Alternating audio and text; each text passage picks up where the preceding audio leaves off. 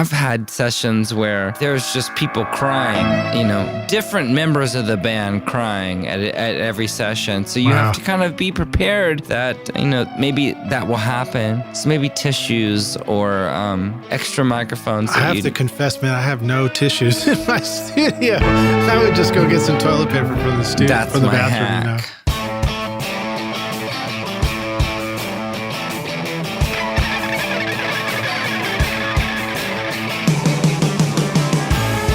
Welcome to Recording Studio Rockstars. I'm Lid Shaw, and this is the podcast created to help you become a rock star of the recording studio. Hello, rock stars. It's your host, Lid Shaw, and welcome back to Recording Studio Rockstars, the podcast bringing you into the studio to learn from recording professionals so that you can make your best record ever and be a rock star of the studio yourself. My guest today is Matt Mahaffey, probably the most talented multi-instrumentalist, songwriter, composer, and producer that I know. Thank you. You're welcome, dude. It gets better. Matt started out playing music at the young and tender age of 4 years old. But by the time he was 11, he was already playing drums professionally at Dolly Parton's theme park, Dollywood, in Pigeon Forge, Tennessee. He later moved to Murfreesboro, Tennessee for college at MTSU, Middle Tennessee State University, also my alma mater, ultimately dropping out because he was spending all his time focused on producing local hip-hop bands. He also formed his own successful rock band, sElf, and then co-founded Spongebath Records, an imprint on Zoo Records.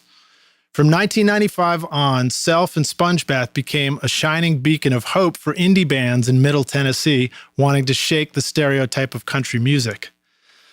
I may have played some small part in Matt's fall from grace, deciding to leave school for music, as we were both roommates together at MTSU, where we all lived in a crazy band house where everyone was far more likely to be playing and recording music and partying than actually studying for college at the time. However, I am happy to say that it has clearly all worked out well for Matt, and music was the right choice for sure. After a decade in Middle Tennessee, Matt moved to L.A. to be closer to his next label, Dreamworks Records. And over the next decade, Matt developed his production career, continuing to write and record for his own band, but also working with a long list of artists in the studio, including Pink, Beck, Liz Phair, Tenacious D, Lupe Fiasco, Phantom Planet, Beyoncé, Butch Walker, Hellogoodbye, Forever the Sickest Kids, Miranda Cosgrove, The White Tie Affair, Keith Urban, The Sounds, the list goes on, L.E.O. and Smash Mouth. And recently, Matt just played on Beck's Grammy-winning album of the year for 2015, Morning Phase. Matt has created music for many filmmakers, including Ivan Reitman, Michael Mann, Jeffrey Katzenberg, Andrew Adamson, and Hans Zimmer. And he also wrote music for Shrek, Shrek 2, and Shrek 4. What happened to Shrek 3, dude? Well, we'll talk about that. Different people. All right, we'll talk about that. Mac now lives in Nashville, Tennessee, where he writes music for Disney's Henry Hugglemonster, creating elaborate musical scores, sometimes with guest artists like Snoop Dogg. And he has previously contributed music for the cartoons Ni Hao Kai Lan and Sanjay and Craig. And other TV credits include CSI Miami, Dance Life, Entourage, MTV, E! Entertainment, Weeds, and 60 Minutes. You've been Wikipediaing. Yeah, dude, I've been reading up on you. Yeah. He's even spoken at TEDx Nashville. Yep. And notably created the famous jingle for the Expedia.com commercial. That's Expedia. Right. Expedia. That was my voice. And most notably, I would say probably of all, right, appeared on the Jimmy Kimmel Live show as the Muppet character Animal in a drum-off with Blink-182 drummer Travis Barker. Oh, excuse me, Travis Barker. I said that wrong. And that was actually better. Like playing Animal was probably better than the day that my children were born. Like, No. Fortunately, they won't ever hear this. I'm right? exaggerating. But, we'll be at episode like 1,000 by the time they're old enough to listen to podcasts. Yeah. No, podcasts will be like old vinyl records. They'll be like old 78s by that time. Yeah, we won't listen to human voices at that point. So we're joining you from Matt's studio right here in Franklin, Tennessee. Dude, what's the name of your studio? It's called Fresh Imperial. fresh Imperial. Yeah. And I'm going to do my best to feel comfortable during this interview, just so you can picture it. Standing right behind me is Darth Vader in larger than life form, staring at the back of my head the whole time. Yeah, it's David Prowse, who played Darth Vader, was the Scottish bodybuilder. And so that is basically, he was that tall minus the little that's the size. pedestal that he's on. Yeah, he's a menacing dude. And so the people that worked on Star Wars were kind of like, they didn't know that James Earl Jones would be redoing the voice. Right, so they're like, is it like going to be some Scottish guy? Like, that's our villain? So please welcome the most talented musician I know, Matt Mahaffey, to Recording Studio Rockstars. Matt Mahaffey. Thank you, Lidge. Are you ready to rock? I'm ready to rock. Come on, dude. Give us a good one, man. Give us a good one. I'm ready to rock. There you go. All right. So what do you say when it's time to rock on your sessions? Like, what would you say to people who are getting ready to rock themselves? I don't know, because I pretty much do it myself. I'm a home body person. I just I'm used to having the home studio environment. It's the only way I've ever done it. Granted, I've worked in lots of facilities with, dependent upon the project, but like I've always had my home studio because that's just that's my MO. Yeah, we're going to dig into that for sure, because I definitely consider you a shit, man. Whatever studio you're in, you're a whiz, but superstar in the home studio, because you were able to create things that most of us would struggle to create in the most expensive studio we could find straight out of your house, Well, I mean, I think you and I both know, we've known each other for a long time, that it doesn't necessarily, it's the wizard, not the wand. Right. It's not the gear, it's what you do with it. I like that. That's so much more PC than saying it's the Indian, not the arrow, which I think I've heard too. Yeah, I mean, you know what I'm saying. It's kind of like you can have the crummiest mic preamp and the crummiest microphone and do something decent with it. Like we grew up with recording on cassettes. I'm assuming that you did the whole dual cassette tape thing where you did indeed. Yeah, and that's come up a few times on the podcast too. Yeah. It's kind of cool and surprising to hear just how many people discovered the dual cassette thing, because I think when everybody discovered it, you kind of thought you were the first one to figure it out, didn't you? Absolutely. It was a revolutionary moment, and for all of us. And I've always reveled in that. I always loved that. I actually want to, if I could find a place to buy cassettes, I would do it. And then when you get 4 tracks, you think like, wow, I've really stepped it up. I'm moving into the game, as it were. Yeah, I'm going up to the big dance. That kind of reminds me, man, when I got my 4-track, it was either the 4-track or it was the mic or the headphones that went with it or something. But you know how you go, like at that stage, you go into, we didn't have Guitar Center back then, but we had something else, right? You had some other music store that was kind of the big music store. Yeah. And you kind of go in feeling like you got to puff up a little bit, like prove yourself, right? And I remember wanting to record on 4 tracks. Yeah, I remember going in and like, 2. like having an argument with the sales guy as if he didn't know what was up. And I was like, I was trying to prove my point by saying like, dude, I'm going to be, I'm a professional. I'm going to be recording professional music on this. So yes. I need to. We need to look each other in the eye. Yeah. So. And really get serious about our conversation. And this was in Boston, like right across the street from Berklee School of Music. So he probably was looking at me like, all right, I hope you brought some money. Boston, what a beautiful town. I've worked with lots of Berklee grads. Nothing against Berklee grads, but They kind of, when it comes down to brass tacks, sometimes, at least the Berklee grads that I've dealt with, you can sit there and be like, let's just write something, that is off the cuff. But when it comes down to it, they start saying like, well, you can't go to that chord and you can't, oh, no. That's not the right voicing after a B, whatever. And that's where I draw the line, because I don't think... And I don't think I think you feel the same way. It's like there shouldn't be any rules. It's art. Shit, man. Rules are just there for breaking, It's just art, It's just whatever comes out of your brain might be cool to someone you'll probably never meet a year after you write it, whatever the case may be, I've come to accept that. I've come to accept that about what we do. And I'm fine by it, Well, I mean, I totally believe that art is about having some rules and some boundaries just so that you can push up against them. Like if there was no edge to a cliff, you wouldn't have art, right? I'm not here to. I'm. You know, it's not my goal to be a rule breaker, but I just don't like having them. I guess. Right. I never have. You know, I was doing when you and I lived together. I was doing 4-track demos in this, and I was actually in that house recently.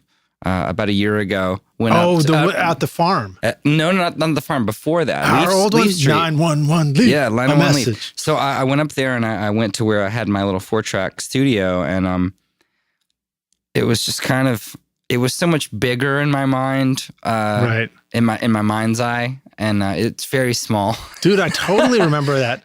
So that was Rockstars. That was our shared band house. Yes, it was. We used to live in, and Matt was living upstairs. Yeah. And it was like an attic space. It was this narrow, long room where the stairs came up. Yep. And then first thing you passed going into Matt's room was the fish tank with Let Loose the Kraken. The Kraken, yeah, which is the name of my publishing now, Release the Kraken music. Yeah. If I can tell a tale out of school, I met you when I moved in, and we'd never met before. And we lived together for a long time, and you had this beard and you had your long hair. And that's right. One day I'm playing drums in one of the rehearsal rooms, and it sounds very fancy when you say one of the rehearsal rooms, but it wasn't fancy at all. It was a tiny little hallway kind of dining table area where I had drums. And you came in and you had shaved. And I didn't know who you were. I had never seen you without facial hair. And I was like, can I help you? You know, like it was, I'll never forget that. You know? That's why, Rockstars, I promise I'll never shave. I promise. Please don't, because we won't recognize you if you do. Actually, the only one, I just spoke to a friend of mine today who I'm trying to get on the show. And one of his caveats was that he would do it, but that also I would have to agree if we could get, what was it? It was like, if he would join me on a live webinar, if he could shave my beard live on the webinar. So, that's a little is that cool or weird? I don't know what that is. That's a little too... it's a little too bizarre, huh? Yeah. All right, well, we'll come back to that later. You can't shave your beard. That's your beard. You know, when I shaved it too, when we were in college, I remember the first thing, it was kind of a big beard. It wasn't white like it is now. But I was like, well, you know, I had this for a while. You work hard on it. It's like, you got to take it off in stages. You work hard on the white. So the first stage I did was I tried to do this Fu Manchu thing that was a mustache, and then like came down and then like went down another inch beyond my chin on the two, you know, extensions of the mustache going down. And I looked like I was in the Village People. So well, yeah, you kind of have ninja skill if you're going to. It wasn't exactly working. All right, Matt, so let me back up a little bit and take it back to the start for you. Yes. When you started out in recording, which really you're describing now in that house, what did it smell like to you? Recording? Yeah. What did it smell like to me? Yeah, the beginning of it all. I don't know. I think of my parents' playroom where I used to... my brother and I used to play soccer, and I would Lysol his side of the. It was very, very low pile carpet. I would Lysol his side of the carpet, so he would bust his ass on concrete. You know, it probably smelled like Lysol just because. So Lysol was to make it slippery. Oh yeah, Nice. yeah, totally. That was the place where my brother's bands rehearsed.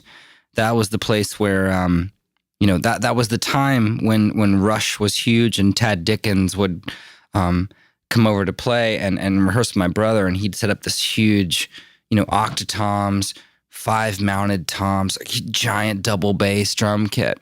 And when my brother wasn't around, I could sneak down there and play. I just go blickety blickety blickety blickety. You know, as a child, you know, these huge toms, like they just tower above you. The cymbals are 2 feet above your head.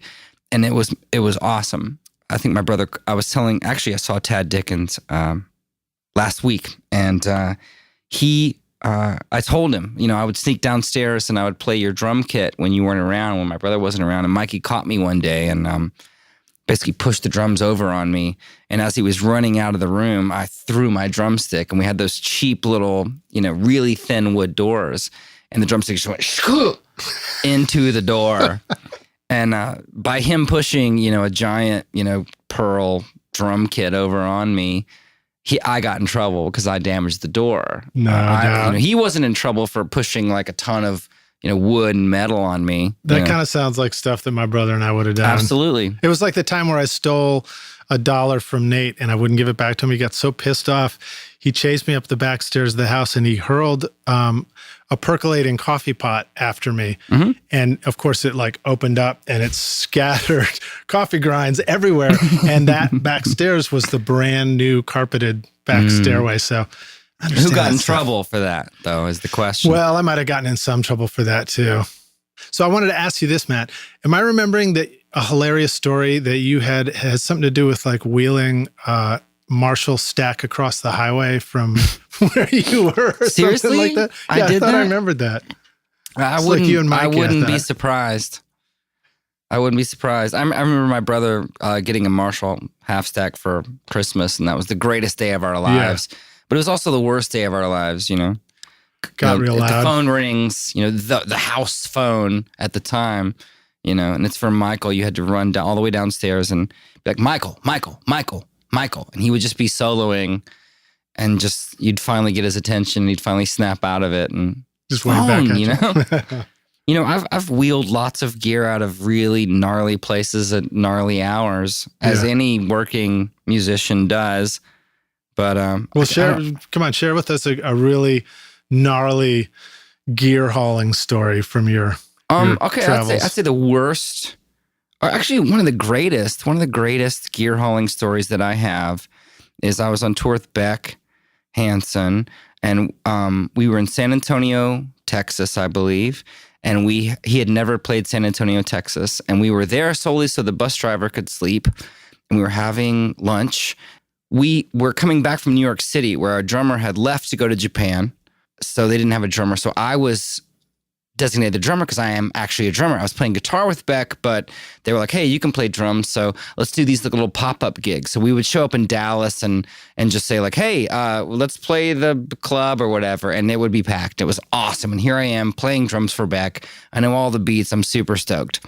We're in San Antonio, Texas. And at this point, it had gotten super guerrilla where let's go find a coffee shop. So play there? And just hit up the proprietor and see if he would let us play. And we went into this little coffee shop and they were having like a local art show. There's all this really killer local art up. And we asked him like, hey, do you have bands play? And he was like, no, that's across the street at the rock club. So we went across the street and it was like this, typical black. Right. Flat black paint. Flat black place. It smells a little bit like wet sponges and vomit when you walk in, right? It was all chained up.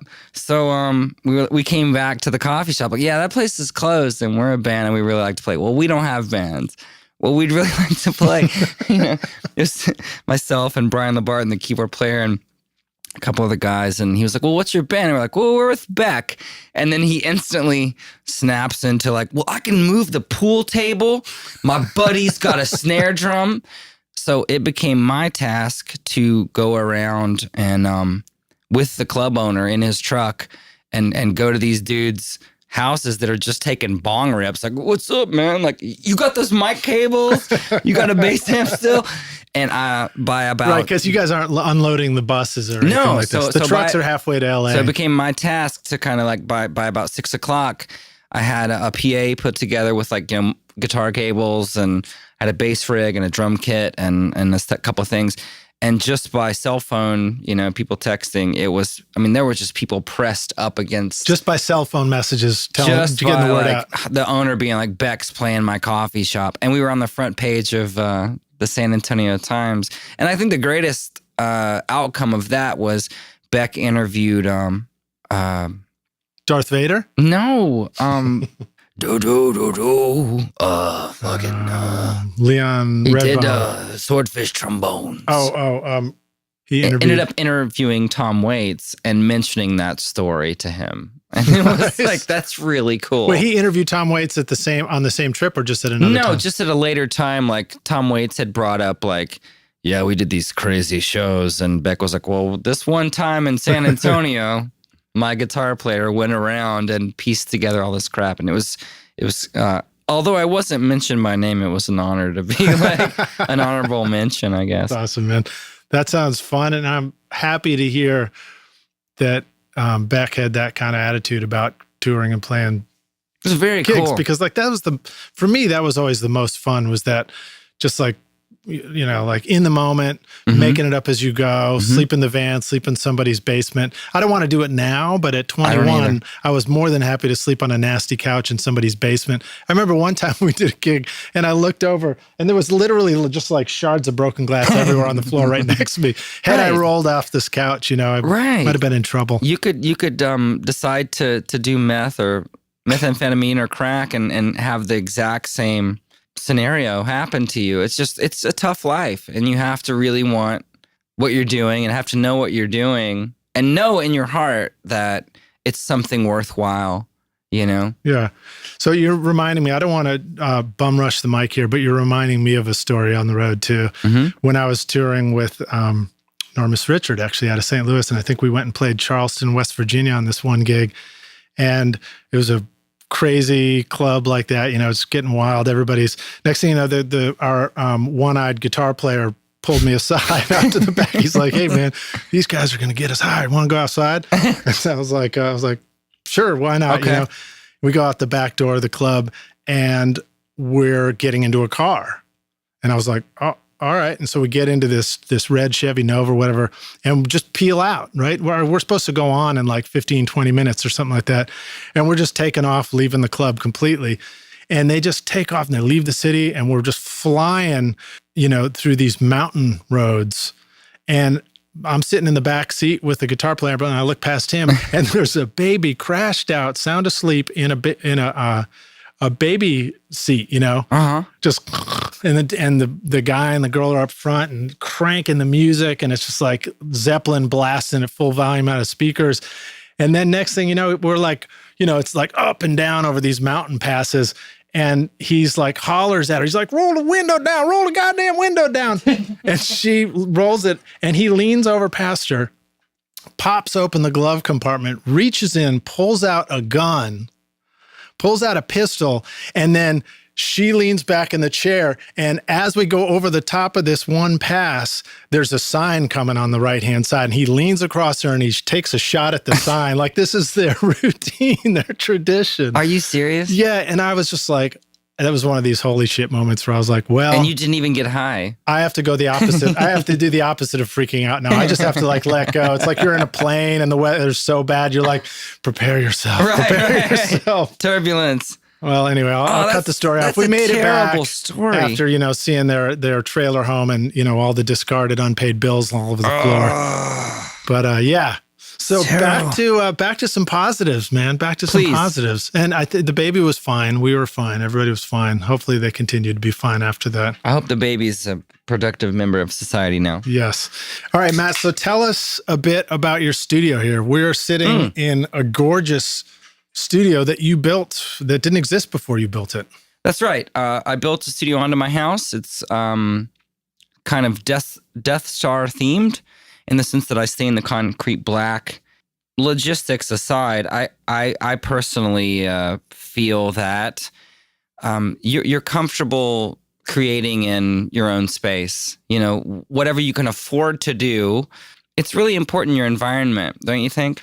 Yeah, absolutely. You got to be. It's got to be a place that inspires you to want to make music. Some people are more comfortable with a living room situation that isn't, clinical. When you first start making records, you think like, I have to go into this clinical space that is so attuned, and that's going to make my music perfect, and that's going to make me feel whole. And when you really get into it and you really start recording, you realize that you can record anywhere. And you just have to, whatever kind of environment inspires you to create is going to be the best thing. It doesn't have to be acoustically perfect. It doesn't have to be, it just has to be comfortable. And I like pretending that I'm on the Death Star. Nice. Well, there's a lot of great colors in here. I mean, you got a lot of cool, I'm looking around the room. I actually don't see a lot of new gear. I see, other than the computer and Pro Tools and stuff, I see a lot of older looking stuff. I mean, there's like a Roland 808 over there, which I think I remember when you got that. I did. I got that at the Leaf Street house. It was a rapper that said like, you do a couple of tracks for me, I'll give you this drum machine I got, and it turned out to be a Roland 808. Nice start, dude. And the Linn drum, the LM1, the Prince-lator, I call it. Yep, I remember that. You had that back then. And you got triple echoplexes.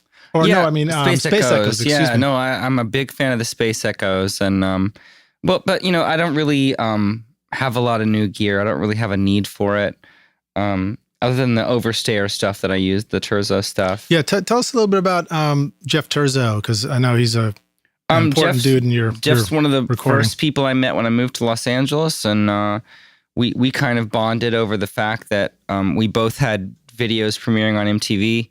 And they got our names reversed. So if you liked my song, you bought Jeff's record. And if you liked his song, you bought my record. And we really bonded over the fact that we were kind of using a lot of electronics, 808s, these types of things in pop music in the 90s before anyone else really was. Big 808 kick drums. I have a song on my first record called Sophomore Jinx where I made a bass line out of the 808 kick drum. Oh, nice. And, you know, growing up as a hip hop head, I had never heard that. The only band that was a bunch of white dudes like rocking out was Korn. And they were like, you know, they had their big bass. They had 808s in there. Love them or hate them, they were kind of using that stuff. And so Jeff had a band called Lives Underwater. And when I moved to LA, we really bonded and became friends. And he just kind of, we started producing together as Wired All Wrong. We did a lot of records. Just, you know, machine, like next band. And Jeff slowly gravitated into, we'd go over to the studio and it would be oscilloscopes. And nice. It just kind of like, he just started delving into the deep end of, well, I want to know what makes an API an API and what makes an Eve an Eve and what makes an EMI an EMI. And, no background in electronics, but he just kind of went crazy. And I was just like, I want to make a beat. And he was like, I want to make a preamp. And so that's what he did.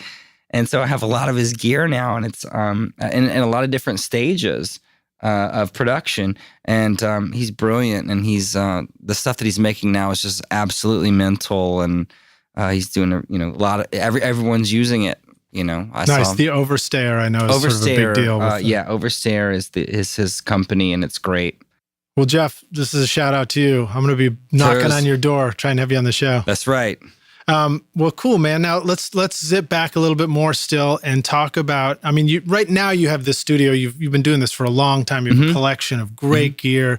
You've probably gotten rid of a bunch of stuff too. You probably narrowed it down to the stuff that you really need at this stage in your life. You know what? I kind of archive it because you and I both know, like you like me growing up, and when 95, I started working with a lot of Nashville engineers, Nashville people.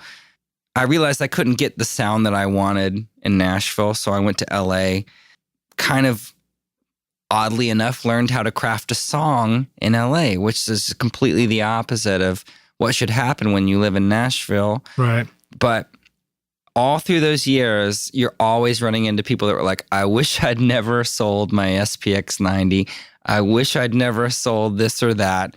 And I always took note of that. So it's like, yeah, I've still got all my stuff. Like I really don't use my gear as a paycheck. I just like, you know what, I'll just stick it in the closet until it comes back around again, because it's all cyclical. Yeah. You know? Now, I distinctly noticed that I'm not seeing the Ensoniq ASR 10 anywhere here in the collection. Well, there's the EPS 16 Plus in the closet, all right, bro. all right, groovy. That's what you started on. All the way down to the SK1. I've got it when it comes back around, and maybe I'll be the one to bring it back. And I think about that a lot, because I remember when you were up there working on it, production and using the gear really like evolved into muscle memory. Like watching you work, it was just like hit the buttons, and you're recording and you're going, and now you got your sample and it's looped and it's on the keys and it's spread out. I loved sampling. Sampling is truly an art, and just being able to take, you know how harmonics work,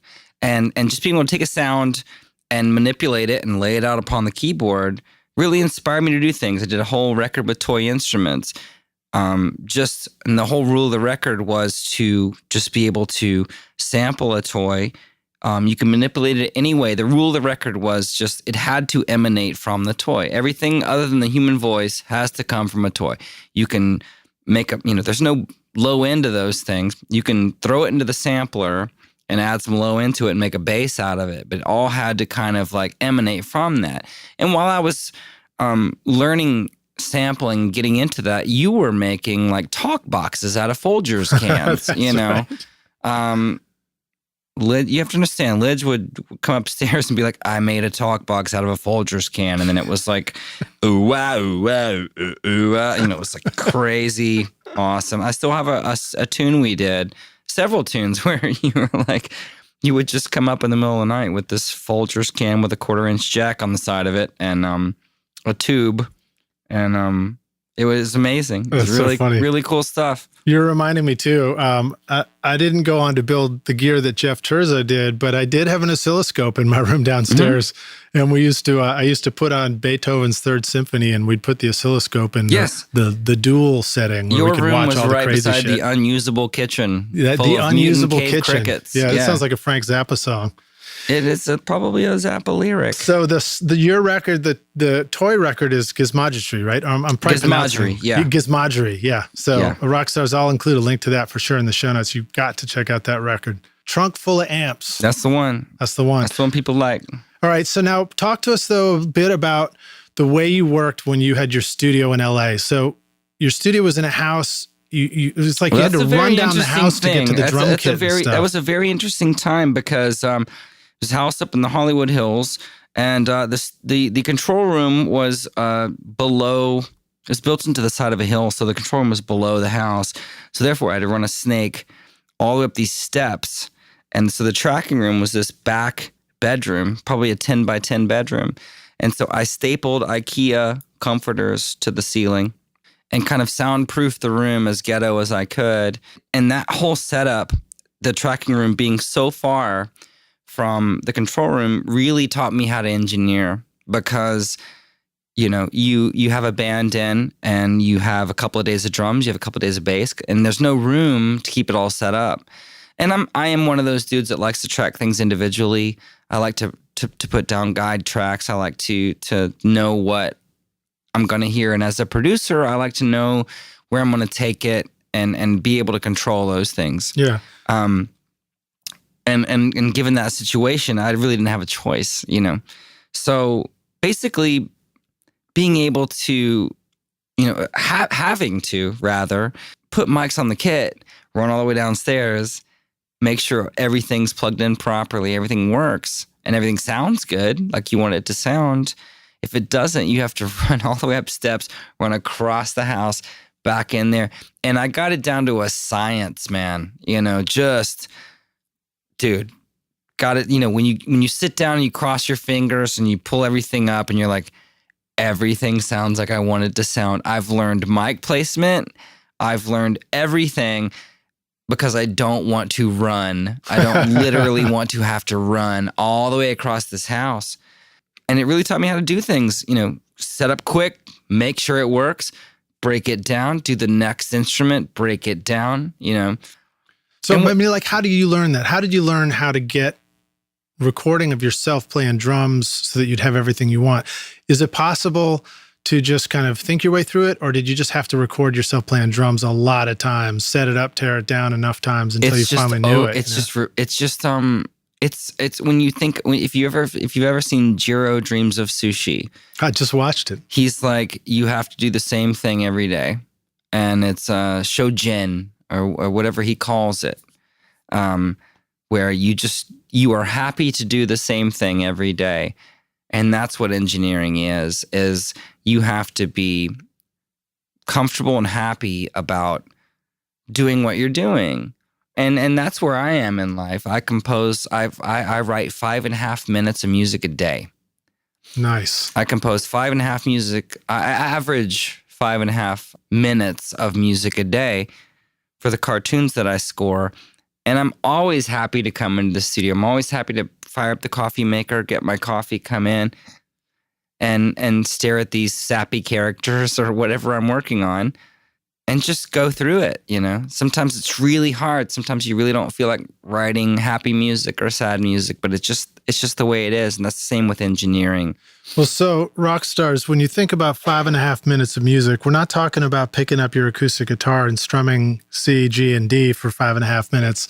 We're talking about what I saw when I walked into the studio here, Matt, and your Pro Tools screen was up, and you had more tracks than I've ever seen on a session in Pro Tools before, you know? And they're all MIDI, you know? And was that all just music, or was that including all the sound effects and voice and stuff that comes too? That's all instruments. Wow. It's an entire string section, an entire woodwind section, an entire brass section, percussion, beats, low end theory stuff. You know, it's really involved, you know. So, but I know you as somebody, you know, self-admittedly who never took music class and doesn't read music. I don't know have the little stickers on my piano that tell me what the keys are. Nice, man. Mm-hmm. So how do you study your craft and learn how to steal from places and use what you want? Solely research. Like my orchestral composition comes from my love of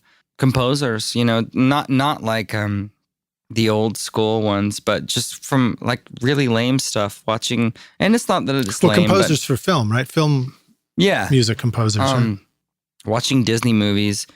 There's 6 giant composers in LA, and my favorite is John Williams. Like John Williams, in his 80s now.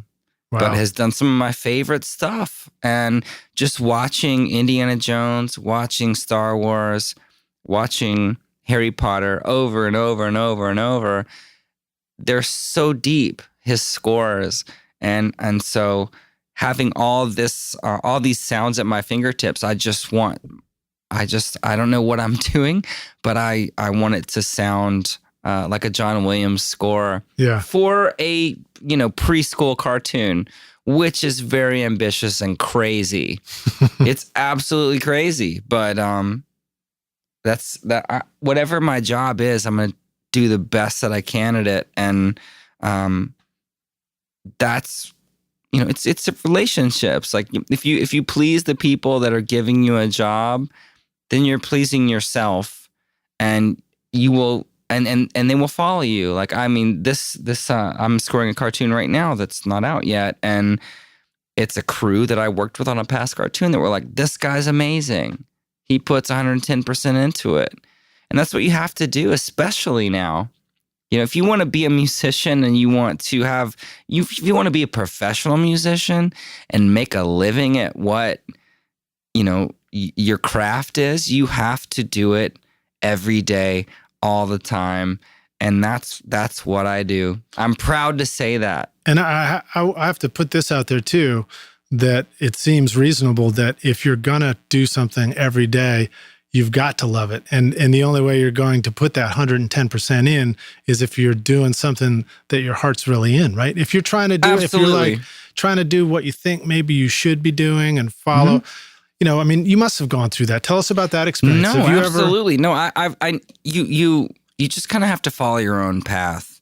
And I mean, I think everyone, I watched this Louis C.K. thing the other day where he was on Conan and he was talking about, he was pointing to the band and he was like, all these guys, they wanted to be rock stars, but they didn't make it. And now they're all just together because they make like some sound, you know, it's like, and it's kind of true.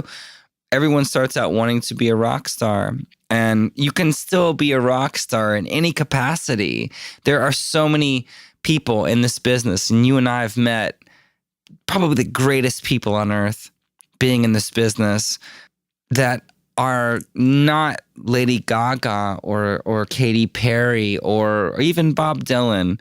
You meet the best people that are the most brilliant at their craft behind the scenes, the engineers, the producers. These are the people that make the whole business go around. Even in the business side, you meet people that like aren't musicians but understand and respect what you do. And those are the people that you need to gravitate towards and that you need to keep in your circle. and email and say like, what are you doing? What can I do for you? It's those types of people that you create relationships with that will give you work, and you will do great things for them. And in turn, they will do great things for you. That's what I've found. Yeah. It's about good relationships and keeping those healthy and just kicking ass at it. You know, you have to have within you skill. And if you have skill, then you can make it work if you're not an asshole. You know, you got to be kind to yourself, because at some point along the way, you will be an asshole, and you just got to be able to forgive yourself too. You pick your battles. Right? You pick your battles. You know, I've seen it all. Like I really have. I've kind of worked with everyone on my wish list. I can truly say that I've really kind of, you know, been in almost every scenario that I could possibly imagine being in. I love it. I love what I do, what we do, and I couldn't imagine it any other way. It's just the greatest profession on earth. Nice, man. Well, one of the questions I like to ask is for you to share with us a time that felt more like a failure, you know, where that maybe became a learning experience. And you talk about being able to follow your heart and really, you know, go for things that are on your wish list. But I'm guessing that along the way, there must have been times where you maybe were trying to do something that you thought somebody else wanted you to do, or, you know, misdirections. Can you talk about what that was like and how you sort of righted the ship again and got back on course? As an artist, doing the sElf records, I was always very anti-Nashville when I was living in Nashville. And when I listened back to the sElf records, they are very anti-Nashville. They were very anti-song. My mantra was to never have a traditional chord progression that anyone else would have. And that was kind of my thing. And it wasn't like it was a rule, but it was just kind of an understated thing that I was into, of like, an unconscious thing that I was into. And when I went to LA and I did my last record for Dreamworks, we made a very conscious effort to write hits. Yeah. And it's kind of my least favorite album. Like and it never came out as a result. Like the label was sold. That's so frustrating. The business was crumbling, and so therefore the record didn't come out. It's actually getting a vinyl release really soon. We're doing a whole box set of it, but nice. It's not my favorite stuff, because you can always tell when you listen to things and you're like, oh, I'm kind of selling myself out. It's not what I would listen to.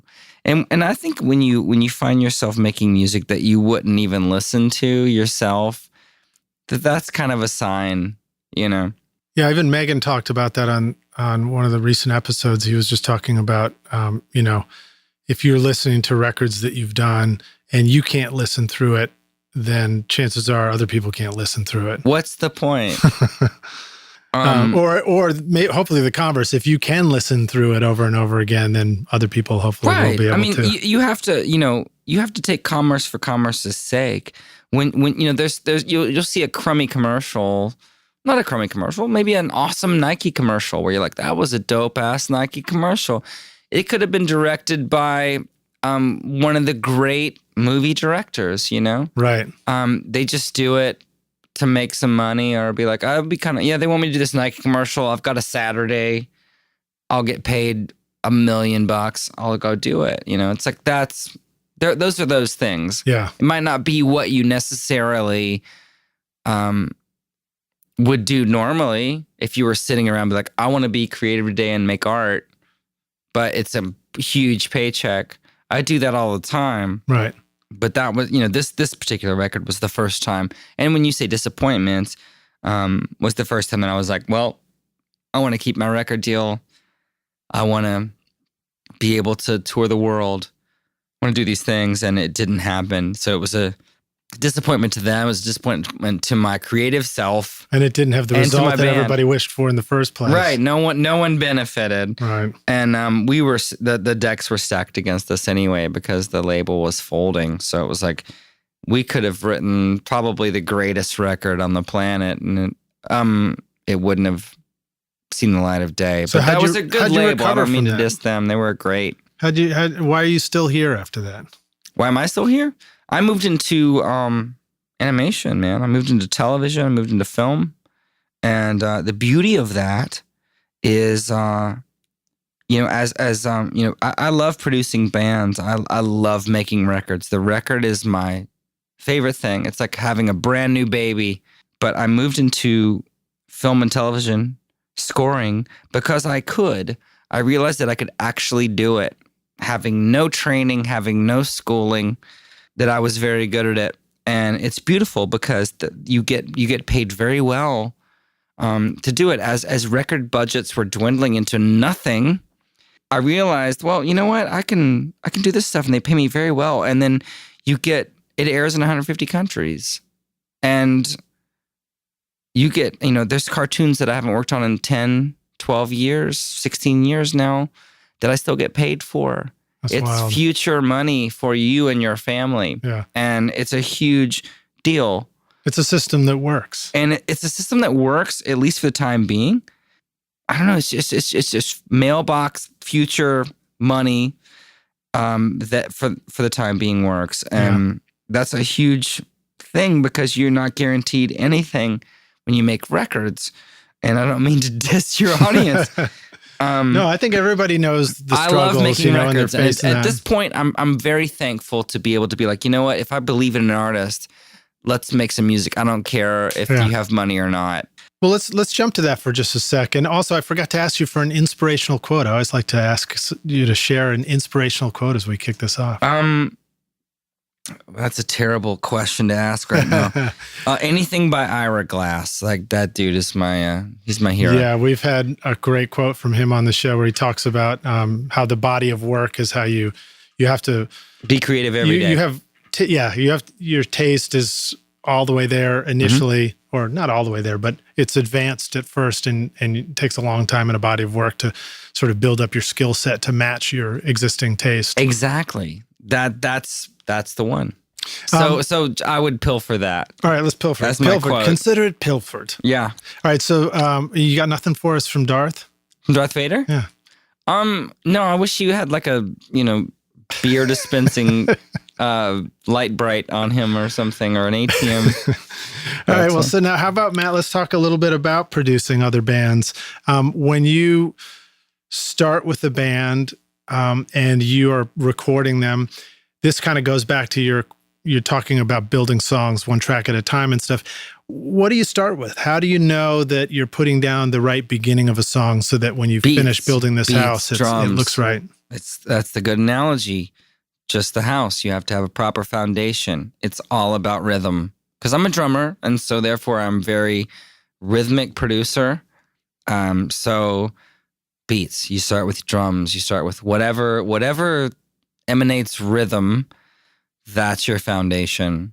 Well, I've worked with you in the studio, and I've seen you come in with a band where you had, quote, demoed songs beforehand, and you had really figured out what the song needed to be, or at least you had really, it was like a clear blueprint for the song, including the drums, which I think were programmed, you said.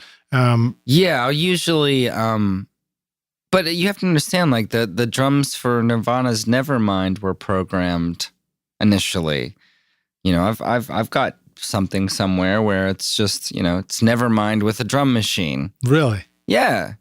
Butch Vig is no joke. Like, he's a synth guy. Yeah. And he, wants it to be spot the fuck on. And that's why Nevermind is spot the fuck on. It just happens to be great songs and great players beating the shit out of their instruments and making it cool. Yeah.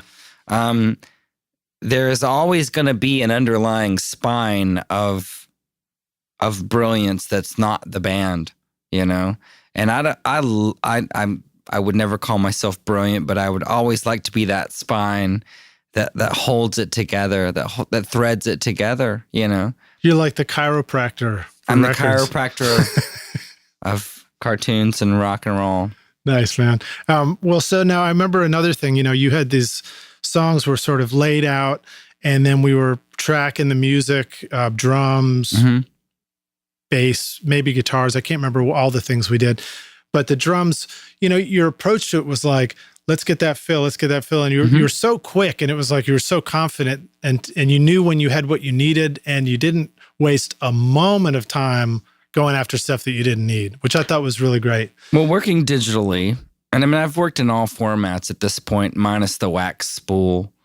Working digitally as a drummer, you know what? You can have drummers like, man, I've been rehearsing, 6 months to a click, like you told me to, and I'm going to knock this shit out. Well, they kind of do sometimes. Depends on who you're working with. Depends on the how young or old the band is, how comfortable they are with each other, how comfortable they are not playing with each other. And when they're not comfortable playing with or without each other, you kind of have to capture, I know what you're trying to do with this drum fill, and let's just capture it in the wild. Let's just, you've been rehearsing the click track. Let's just give me that fill over and over and over again until you get it right. Give me the cymbal decay at the end so I can paste it in. It's a falsifying of a performance, but when they go out on the road and they play this song over and over again, they're going to be nailing it, So it's not a falsification. Right. It's just a preemptive strike on what you can be. Nice, man. I like that. That's a nice clickable tweet right there. Yeah, tweet that. Preemptive click strike. That tweet. All right. Well, so now how about, let's see.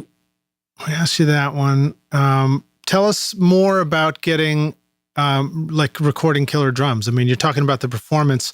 Let's move forward a little bit to what kind of elements help make the drums sound great when you're mixing it.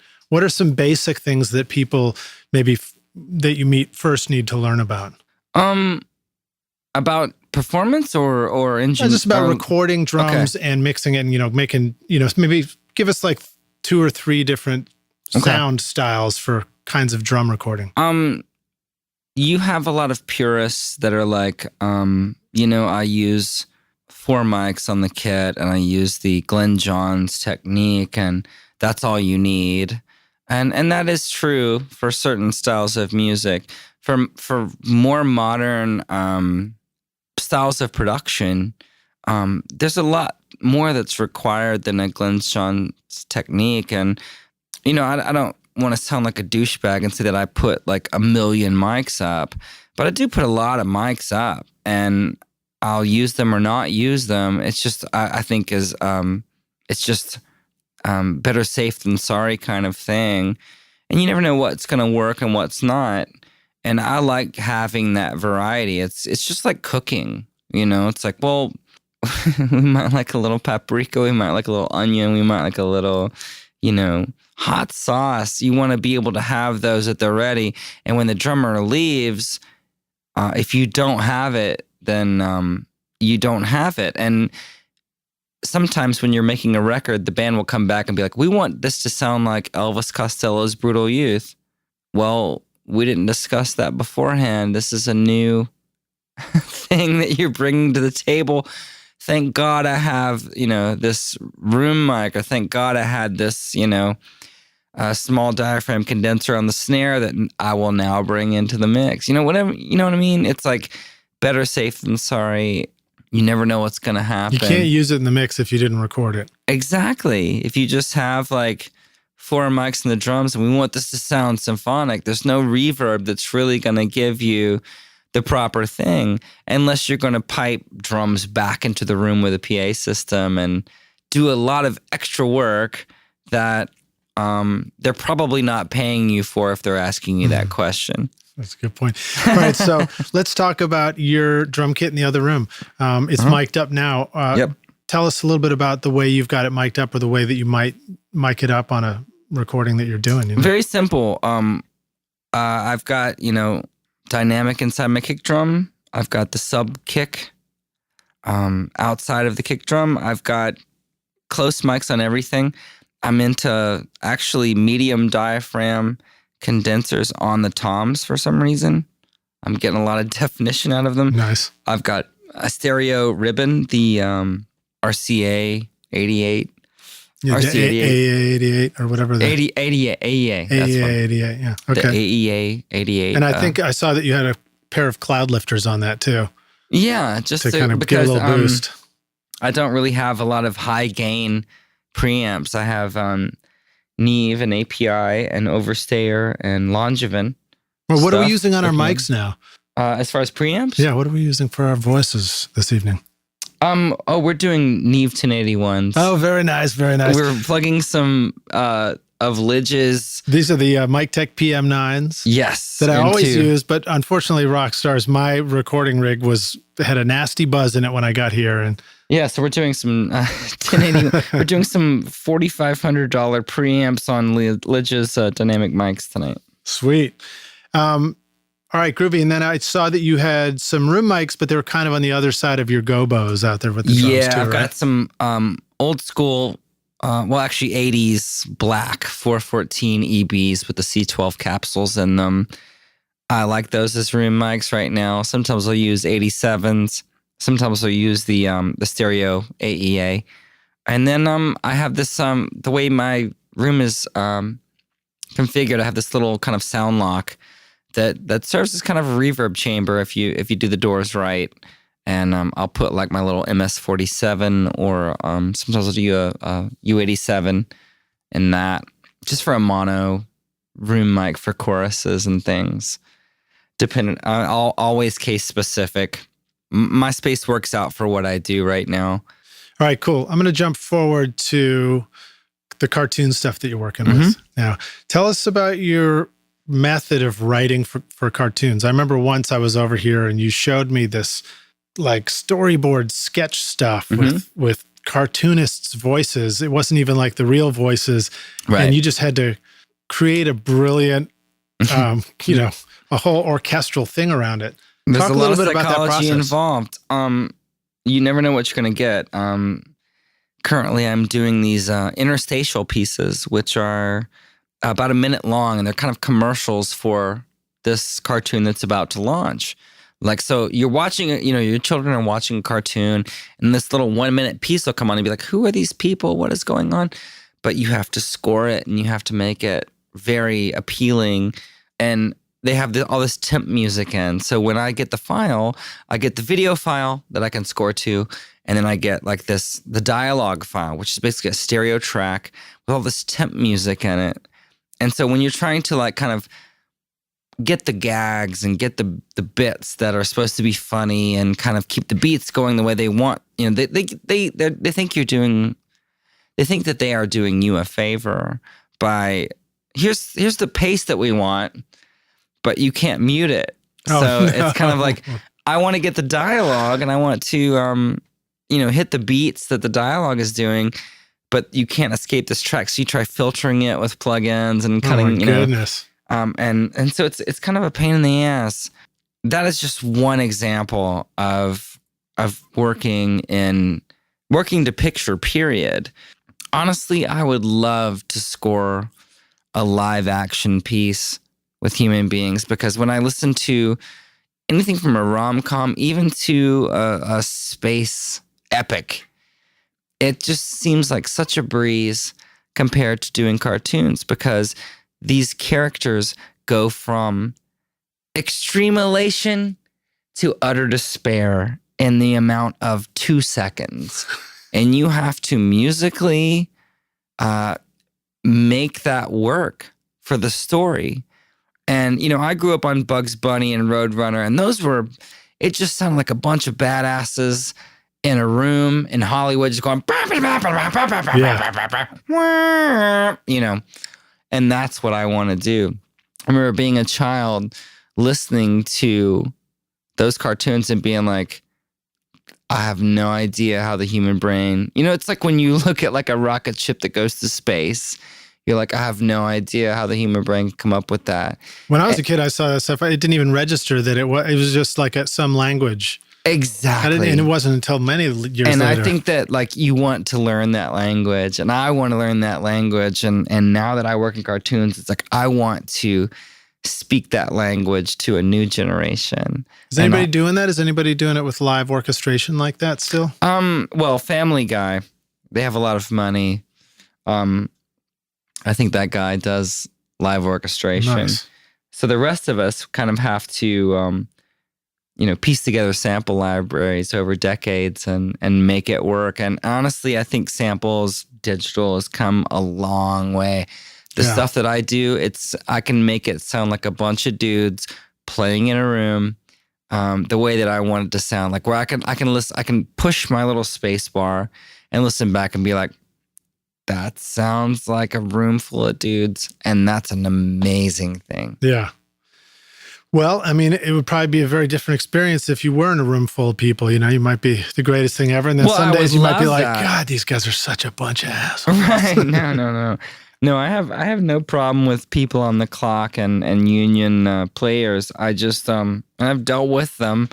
The timeline of these cartoons are so fast. Yeah, right. They're so fast that and the budgets, there's just no way, there's no way that you could facilitate it, All right, let me jump forward to working with bands and artists and making records in the studio again, or jump sideways rather. What are your preferences about working with individual artists or full bands?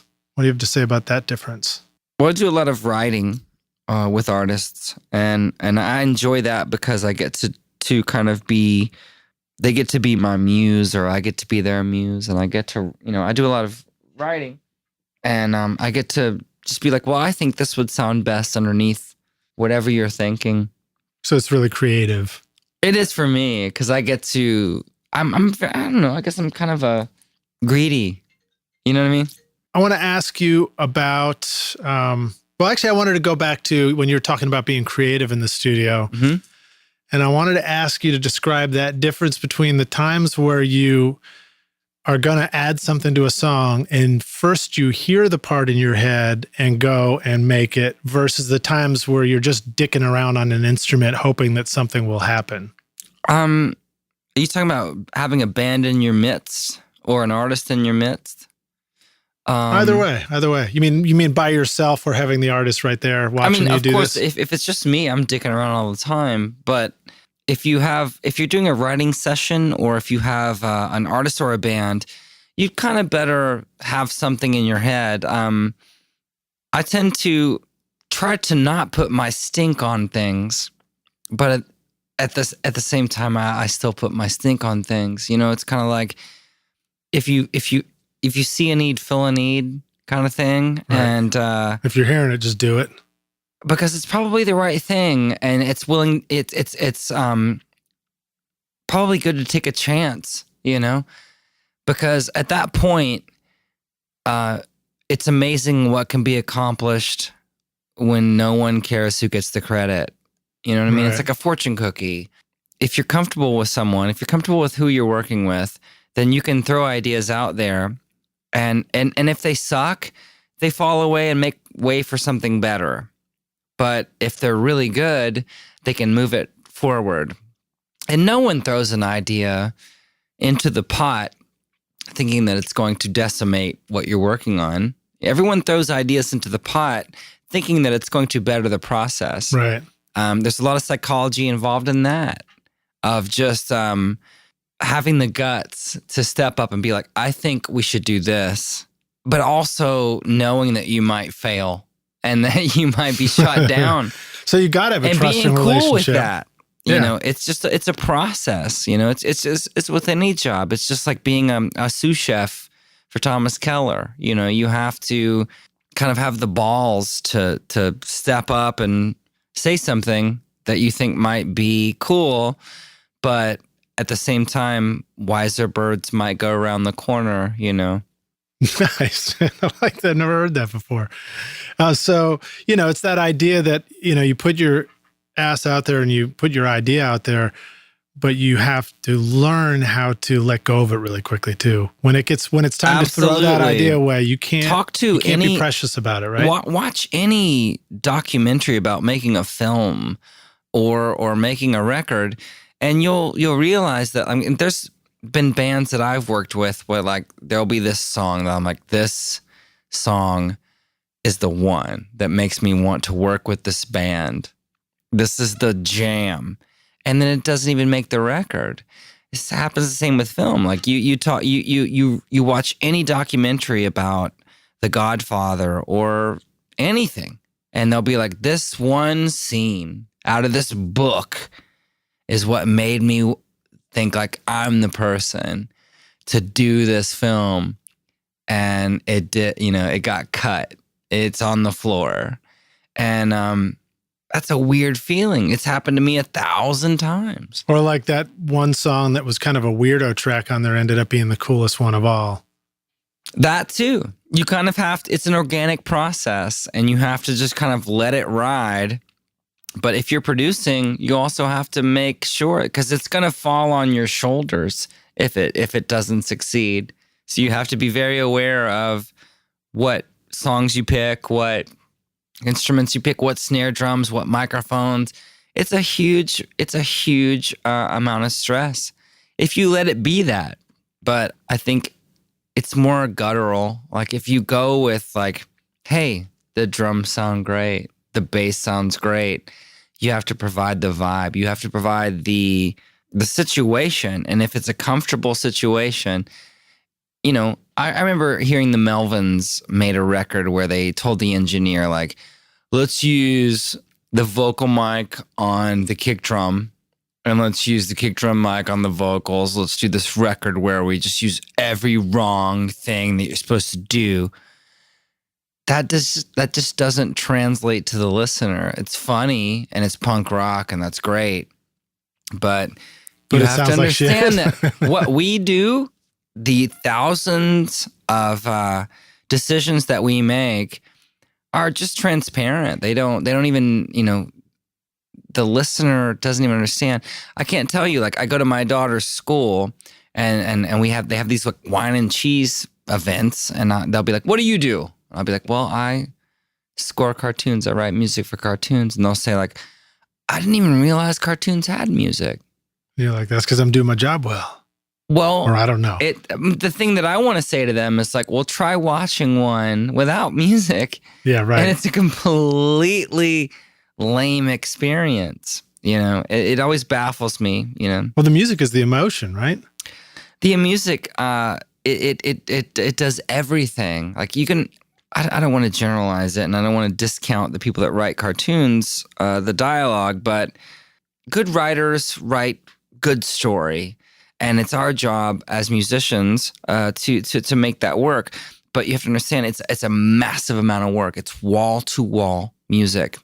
It's constant. And that's why I was saying earlier, I would love to just score a film where I could just do some pads, right. Just ominous stuff. This cartoon stuff it's constant. It has to be very rhythmic and impactful and minor to major, major to minor constantly. Like happy, sad. Oh, we're happy, we're sad.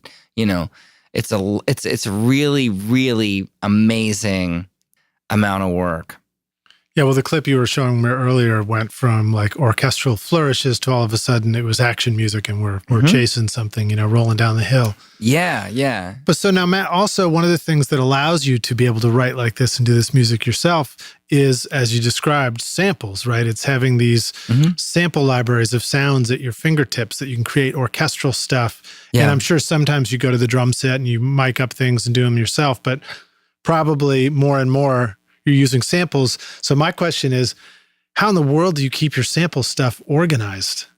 How do you know where things are and what to go look for? And are there giant folders or something? Well, no, I'm just a very template savvy engineer.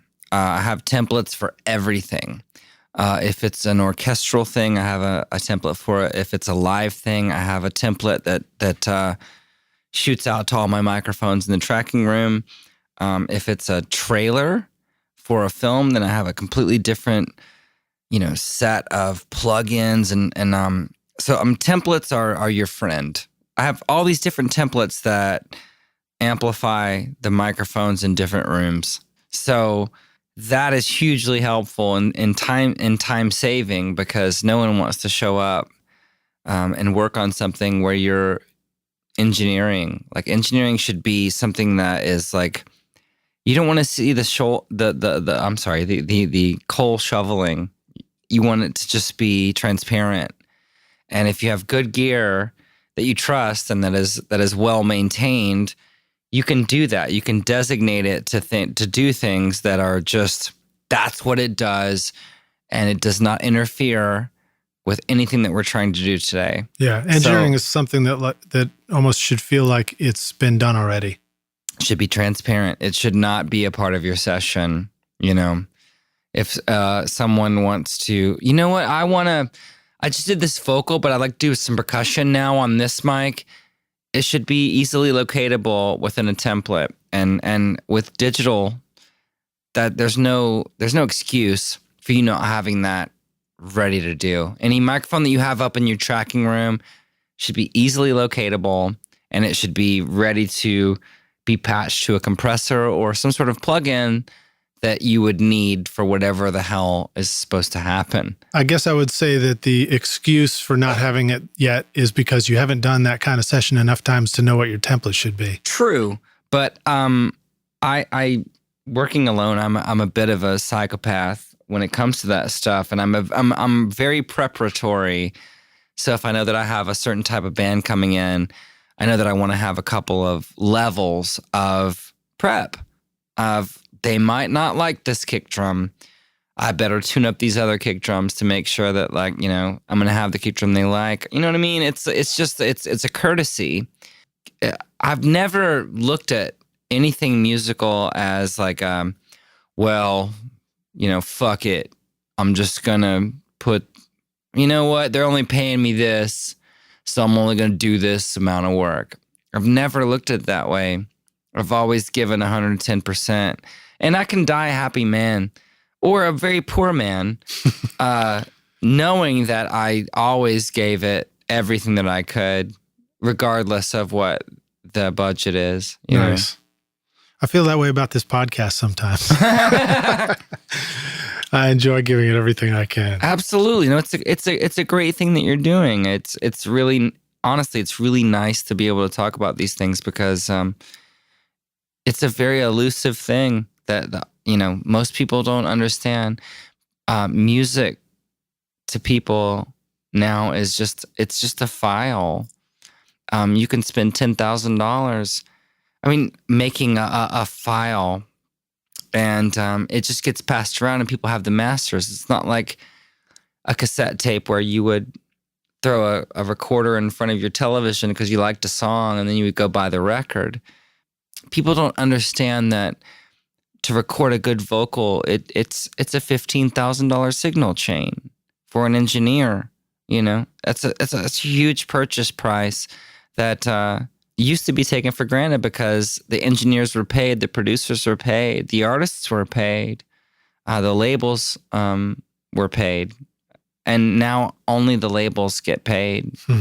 And it's a really weird feeling to be like, to go to your studio and be like, here's this beautiful MCI that recorded, the Eagles or whatever the hell was recorded on that console, and be like, you are a very lucky man to have done what you've done and be able to have this piece of history in your studio. Most kids don't get that, especially now, It's just mind-blowing, the way things have changed, because music isn't, the content is, it's consumed, but the creators aren't compensated. Yeah. Well, I'm going to keep spinning it on positive here and keep geeking out with you. It's the beer talking. No, it's all right, man. I'm going down a dirt road. It's all right, but I'm going to geek out with you some more on some recording advice for those of us who are digging into it. You talked about vocals. You talked about templates. Mm-hmm. I know you as somebody who makes amazing sounding stacks of vocals, the Expedia.com bit for one a long, long time ago. Mm-hmm.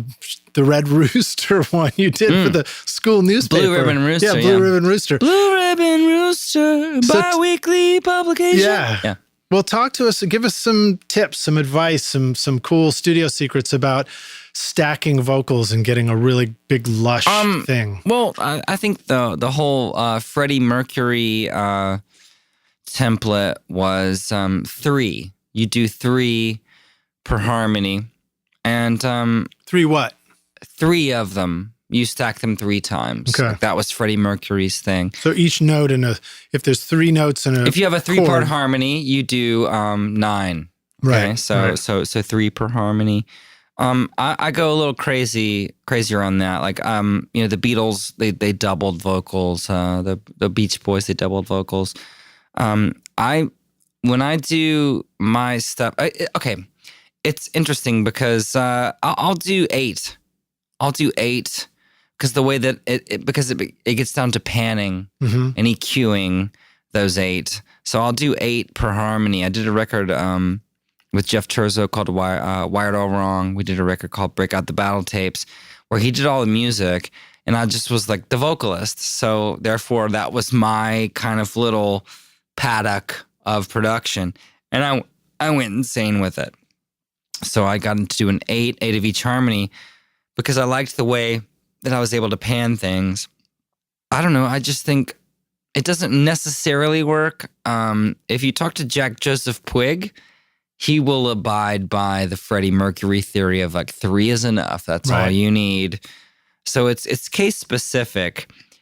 But so if you had 8, I mean, are 8 sort of getting panned from left to right in 8 spots? You talked about EQing them too. Do you EQ those 8 differently I from each EQ other? it with my voice. Right. So I'm not doing 8 passes of me doing the exact same performance because that's like, trying to create a violin section with the same violin and the same vibrato. It's tricky. It doesn't work. It almost phases itself out. Yeah. So I'll do 8 with a couple of different situations, like I'll be more guttural with a couple of performances. Do you ever just move around on the mic so that you're in different spots for each one? Anything, because, if you have good headphones and a good mic that you're in front of, you'll be able to kind of gauge, you'll be able to dial it in. Yeah, it's a bit like, I've tried to create choirs with 2 guys, I worked with Mark Foster and he is Foster the People. Like we tried to create a choir one time and it just, we tried moving around the room. We actually did a really good job. The tune that we did, it sounds like a choir, but you have to have those different inflections of different creative, you have different beings, it just doesn't quite work sometimes. But I've gotten pretty good at it. And it's just, if it sounds thick, then I'll abandon it. If it's 6 voices, if it's 2 voices, whatever, doesn't matter. If it hits the speakers well, then you're done. I'll abandon it. Yeah. Right. I think it's more when it comes to harmony and stacking vocals, it's just more of my background in R&B. And that's like 80s, 90s, Teddy Riley, New Edition, that just kind of stacking of, super produced vocals that I can't escape. It doesn't matter if I'm doing a big, heavy, hard rock, atonal thing. I'll still have that gravity pushing me towards some sort of R&B type of harmony. It's harmony. I don't understand harmony. I don't understand notes. I just know that like this particular part of this song needs this in order for me to be happy. Nice, man. All right, so let's jump forward and then we'll take a break and come back for the jam session. But before we do, tell us, how do you get your mixes to sound loud? I know that was an important thing you had to learn out in LA, turning in demos and records and all that. No, you know what? I'm terrible at making my mixes sound loud. I work on a lot of reality shows and I have composers that work for me. And when they turn in their beats for a certain scene, they're always way louder than mine. And I don't know what I'm doing wrong. I think that the whole loudness wars thing, like I put the same plugins on. Like, what are you using? I'm using this. Well, I put it on and it's just like, it's not as loud as theirs. And, I don't know. I'm terrible at loudness. But I feel like I've heard stuff that you've brought to me that sounds plenty loud, That's true. So what are some things that kind of, despite there being somebody out there who's a little louder, what are some things that have worked for you? I mean, I'm guessing you're in plug-in. I rely on people that are mastering people, and I rely on mastering engineers. And the way that I like to deliver things to them is that my mixes aren't pinning. I'm not trying to be like, here's what I need you to work on. Aren't you so impressed with my levels?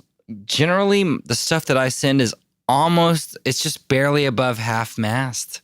You know what I mean? Nice. It's 50% of the fucking fader, because what mastering engineer can work with something that's pinning? I mean, I've done very little mastering, but when I get stuff like, hey, will you master my thing? And it's pinning, it's like, where do you want me to go with this? What the hell am I supposed to do with it? Like, do you want me to put more bass in it? Or do you want me to use some sort of, phase algorithm to turn up your vocal or turn down your vocal? Because that's all I can do. You're already at the threshold. You do not send your things to a mastering engineer in that way. My faders are usually 75% is pinning. You have to have that headroom.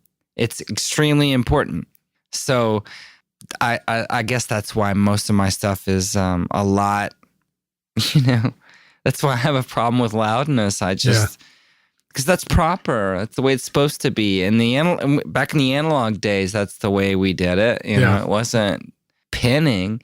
You would pin things to tape, but your master fader wasn't pinning, Right. Right. Yeah, indeed. Well, Rockstars, I'll include links to Matt's records in the show notes, and you can go check them out, and you're going to find that they are plenty loud enough. I hope they so. sound great, man. Great, that's great someone else. records. That's someone else loudening it. That's not me, Yeah, but you're delivering it the right way. So that's good advice. All right. Well, we're about to take a break for the jam session. Rockstars, I'm going to remind you that we're going to include links to all this in the show notes. You can find those at RSRockstars.com, and then just search for Matt Mahaffey or Matt, and it should take you right to the blog post.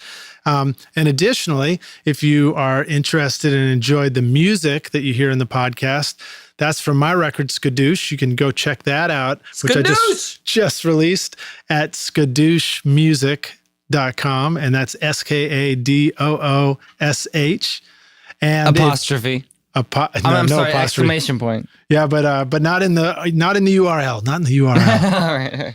And then lastly, but not leastly, if you would like to get yourself a fun T-shirt, you can find that at rsrockstars.com/T-shirt.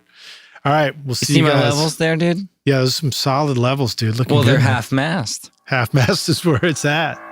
Hey everybody, it's Lid Shaw, and I want to thank you so much for listening to this episode of Recording Studio Rockstars. I really appreciate you, and I really appreciate your time. And as a way of saying thank you, I've created a special mix tutorial just for you, Rockstars, totally free, called the Mix Master Bundle.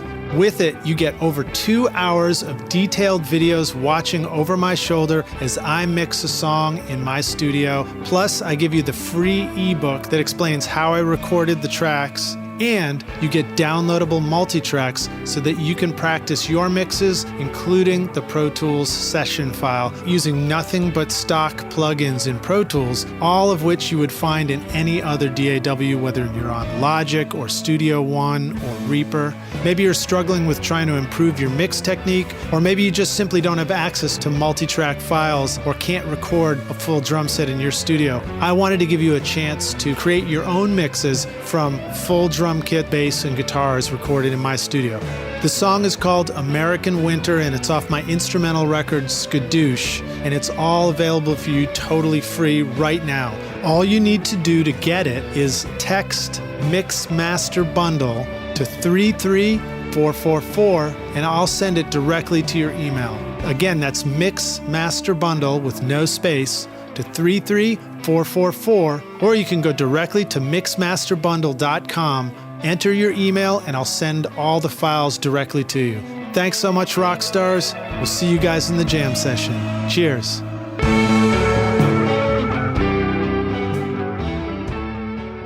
Rockstars, we're back now. We're going to jump into the jam session. My guest tonight is Mr. Matt Mahaffey. And I Matt, have no idea what the jam session is unless we're going to rock out well, on good. some Then instruments. hopefully you can still answer my question. Are you ready to jam? I'm ready to jam. All right, man. So when you got started out in recording, what was one of the big things that was holding you back?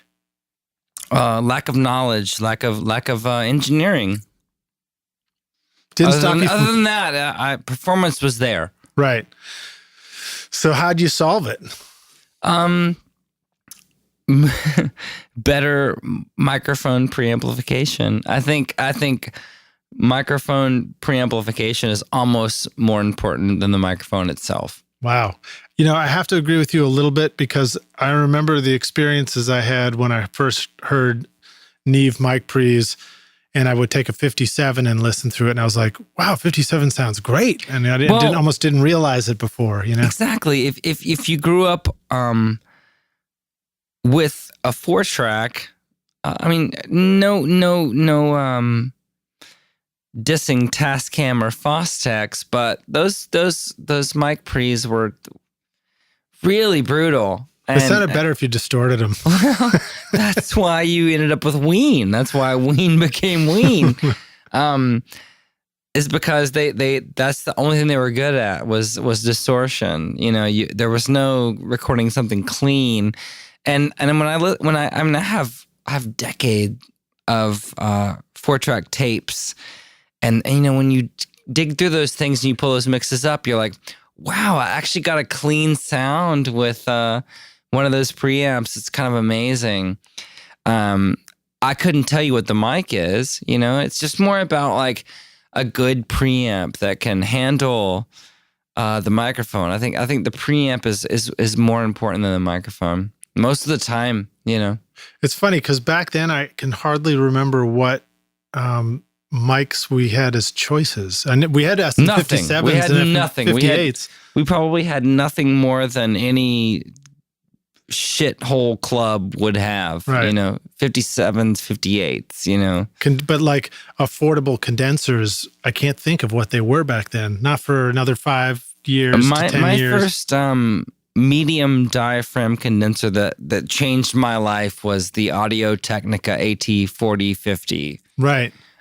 Which is now on my floor, Tom. Right on. All right, but that was my vocal mic, you know, and it's still a great vocal mic. I'll pull it out sometimes. So now, how about some of the best advice you received? The best advice I received that I really took to heart. I was 22 years old. I was mastering with Bob Ludwig up in Portland, Maine. And if you've ever been to Portland, Maine, it's a cobblestone street fisherman town. And I flew up there. I was 22 years old. I was making my first record, and I asked him, like, why are you in this town? Like, what are you doing here? And he said, Matt, and he's standing in front of the couch that Kurt Cobain slept on when he, you know, mastered Nevermind, you know. Wow. And you have to understand, like, there's just platinum walls when you walk into this place. Like, Bob Ludwig is the quintessential best mastering engineer in the world. And he said, I spent 10 years in New York City, and I made a name for myself, and now I live where I want to live. And that really resonated with me. So being in Nashville at the time and not really working in Nashville and understanding Nashville, I was like, well, I can either do, you know, 10 years in New York or LA. And I chose LA because I could have a yard and, you know, a pool. Yeah, I remember you guys had a pool trees and these things. So that's what I did, and I always took that to heart. I did. I spent 10 years, almost to the day, in Los Angeles, and now I live where I want to live. That's cool, man. It's beautiful here. It's gorgeous. I was just asking you about the chickens. You used to have chickens in the yard here.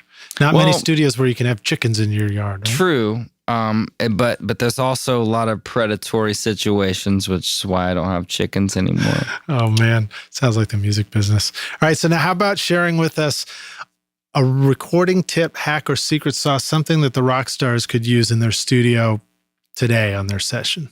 A hack. I'm gonna go back to templates.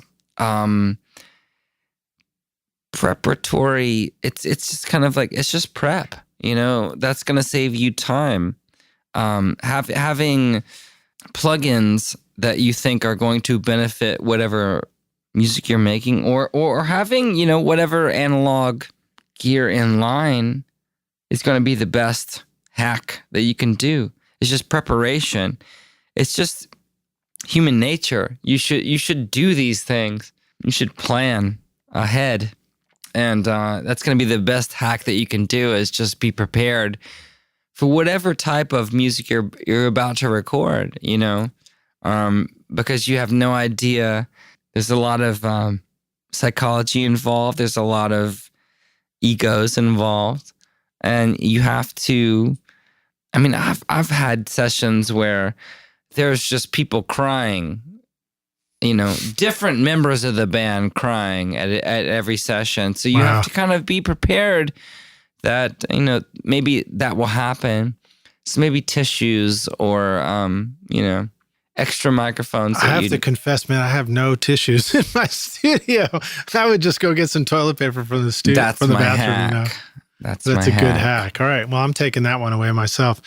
Now, how about our favorite hardware tool? And this always sounds, it's a bit loaded the way I ask it, because a lot of times people will talk about a piece of recording gear, but I mean it like it could be anything. It could be recording gear. It could be some other unexpected thing physical that you have on sessions where you're kind of always glad you got it around. Hardware. I mean, could that mean a coffee maker? Could that mean like whatever you want, whatever is important for the session? Have people said coffee maker in the past? No, not yet. I find that the smell of coffee, even if you're not a coffee drinker, it just inspires creativity, especially if it's a morning session. And I'm a morning kind of guy. I'm not like one of these 80s, we're recording a Cinderella record in the middle of the night and everyone's coked out. I'm if I could get a band here at 9 a.m., I would. Yeah. Because, I'm up earlier than that and I have my coffee and I'm ready to go at 9 a.m. And that's when I'm most creative. Like caffeine, I think, is a way more creative drug than alcohol. Yeah. So I think the smell of coffee, even it's kind of like those people that cheat and waft the smell of cookies through the streets Scented of Disneyland. Candles. Oh yeah, It's kind of like I might have smelled that when I was at Disneyland. no I thought one's they were buying legit cookies, but we're gonna just pipe it through, and people are gonna buy cookies. It's kind of those types of things. I think in the studio, the smell of a good roasted coffee.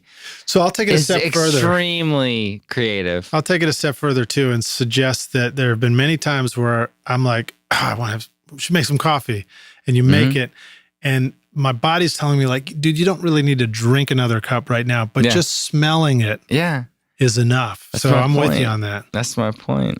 I'm with you on that. More coffee, everybody, more coffee. All right, now how about a favorite software tool? Something could be favorite, could be just something cool you've been using recently that people should know more about or go check out. Let's see. That's loaded because software comes in many shapes, forms, and fashions. Well, let's jump to instrument. What's a cool new instrument that you've been using? I've been using Lethal, which is it's one of those companies that like it's very EDM based, but it's the only company that offers these free software packs constantly. Like I haven't even, they offer so many, here's a gig of new sounds that I can't even keep up with. I don't even have time to download them. Like there's just so much stuff that they're uploading for free that I can't even keep up with it. It's incredible. That's cool. I've never had a company do that. And so the instrument, the plugin is, you bought the player, for example. I did. It's called Lethal, and it's I use it for kick drums, snare drums, EDM type stuff.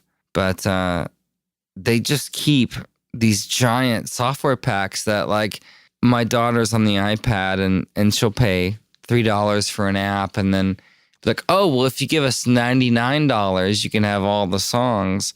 Well, this company is just like, here's a ton of work we've been doing, and you have, you don't even have time to download it. Here's like gigs of information that we've recorded. You can't even get to it because you're busy, which is a good thing, I guess. Well, that's a good one. Well, we got some rock stars listening for sure that have got some time to download it, and so that's a great tip. Yeah, it's a good plugin. What about favorite EQ or just an EQ plugin that you've really been enjoying? Man, the CQ from Sound Toys. Nice. It's offered for free. It's badass, but I always go to my Waves SSL. Like I just I've worked on a lot of SSL boards, and I think that they really kind of got it right. Nice compressor, nice EQ, everything about it. Like I just put it on every channel, and it's just like I was saying, like you can kind of forget about engineering when you have templates. Like I have those SSLs across the board. Right, so they're just there and ready for you as you need it. They're there, and if you're like, man, I'm just not feeling it, you can crank the high end, or you can add 12K to your snare drum or whatever it is, and it's actual. It's like just like an SSL board. That's cool. Do you also do some bus compression or have some things that are in your templates? I do. For that? I mean, my bus compression is analog and it's outboard. It consists of the oversteer VCA. And it also consists of the oversteer master and servant, which is kind of like emulates tape machine head. And then at the end of it, I have an SSL G384, which is the bus compressor on an SSL board on the good ones. Nice. So if I'm doing general music, general stuff, I'll have the G384 engaged, and if I'm doing EDM stuff, I'll take it out because EDM stuff it's better uncompressed. Like electronic music does not require old school compression. It just doesn't. It has its own flavor, and it's very digital, and everything that that it needs should be done in the box. It's not an analog type of music, but when I'm doing my scores, I have that engaged, and so yeah, basically like three outboard compressors that are analog that I'll engage in certain situations. Nice, man. I like that. Well, I've always enjoyed going out through my outboard compressor, mixing it. I don't do it as much anymore, but what is your 2-mix compressor? I have a custom built. It's called the Stereo Elvis, and it was by my buddy Chad Brown, and it's from a DIY kit, emulating an SSL compressor. So it's kind of it's like sounds cool. Alan Smart G384. Yeah, that kind of thing. I bought that at auction for probably, I don't even know what I'd have paid for it. A lot, yeah. All right, cool. Yeah. All right, well, groovy. So now how about some advice or a resource for the business side of doing this? For somebody who wants to, continue to have a career making records and music, what do you got for us? You know what? I would just go ahead and man up and get a good manager. I have a good manager that I've been with for, I don't know, ever. As a musician, you don't really have... my dad was a chemical engineer, and he's a mathematician. I'm not. It's just not part of my DNA. It's not part of my brain. And so if you're capable of spending your time making art, making just whatever comes to your mind and making it something like, this is a great idea. If something comes to you and it's fluid and it's brilliant, you just shoot it out of yourself. You need someone on the other side of the of the brain handling it for you. So that's what I have, and that's what I rely on is another human being to handle that other side of the brain where, like, hey, this is a crappy deal, and I have to at least pump up this deal to negate my fee. Right. You know? Right. Fair enough. All right, cool. Well, so not everybody necessarily is going to have access to sort of traditional managers and management, but I think rockstars, you can spin that, on, you may be able to just find anybody who's got business sense to help you out. I think the greater point is that so many artists get just screwed. They just get screwed. Even if you have a great, I have a great business manager, and I get screwed daily, and you have to fight and fight and fight. That's a huge part of it, Lidge. It's a gigantic part of it. Fighting for your portion of whatever it is.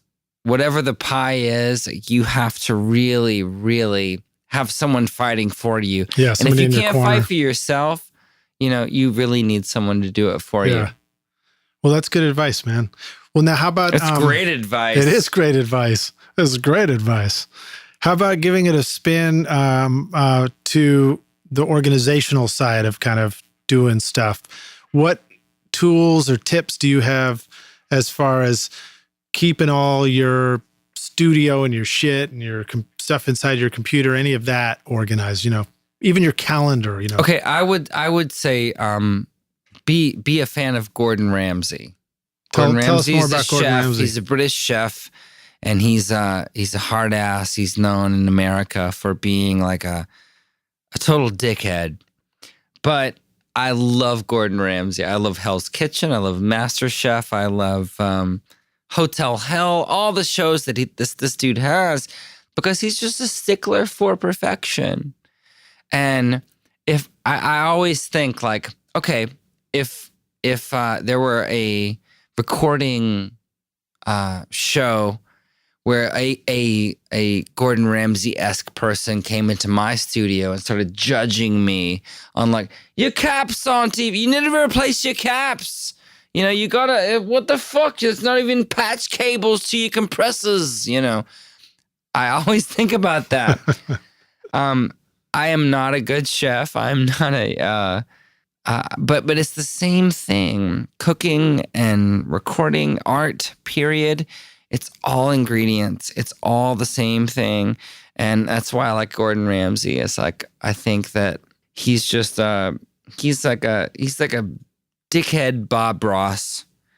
And if someone were to come into my studio, they would find fault. They would find like, you know what? You don't have this. Oh my God, these preamps are out of phase. What the fuck are you thinking? You donkey.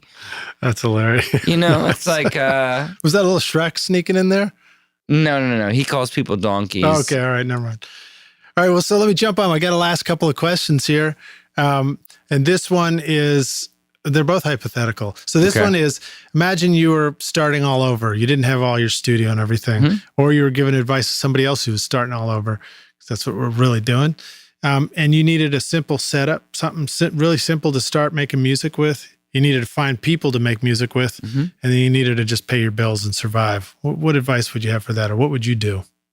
I assume that I would succumb to a millennial situation. I would buy a cheap iPad, get GarageBand, and start making loops. It's very, very easy to do. I was really, I don't mean to sound old, but like getting your first sampler was a big deal. But you had to push record on that sampler.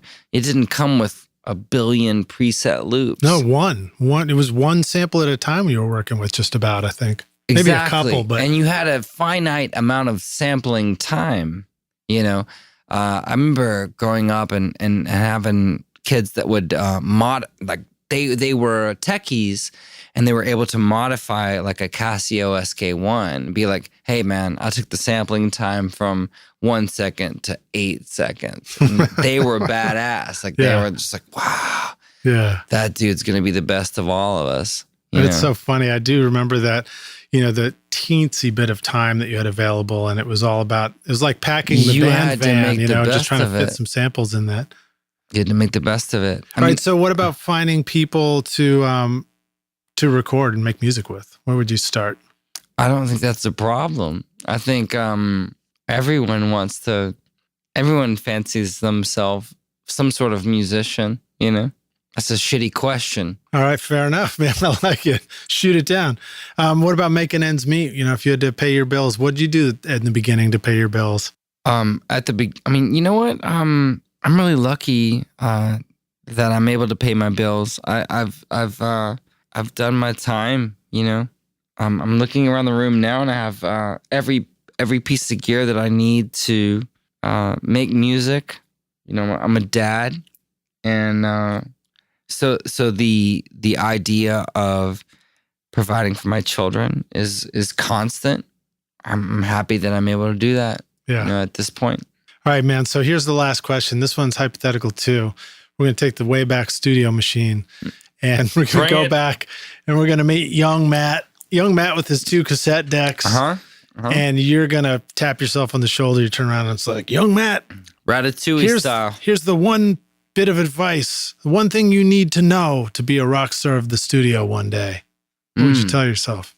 Perseverance, period. That song, That's Life, that's truly it. Like that's my mantra. That's life. Just keep going. Don't quit. Many times you think of throwing in the towel, but your heart won't buy it. And if your heart won't buy it, then you are meant for it, you know, period. Nice. That's my shit. I like that, jam. Man. Well, dude, that's a great quote to go out on. And thank you so much for joining us on Recording Studio Rockstars. Talk about perseverance, man. This interview is a form of perseverance, isn't it, right? We've been hanging and talking for a while. I appreciate it. I'm stoked to hang with you, dude. Period. Always. Well, it's always a real pleasure for me to see, you know, what you've done with your music and your life and your home and your studio and family.